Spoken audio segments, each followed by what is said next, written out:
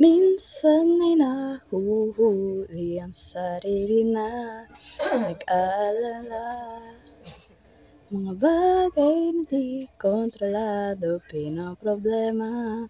Pero teka lang, meron bang humahabol sa'yo? Di naman dapat matulin ang pagtakbo.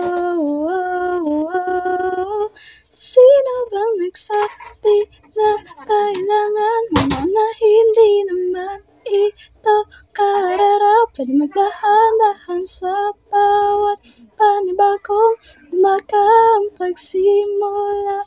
Muli ay isang tagumpay na. Huwag mag-alala, buhay ay di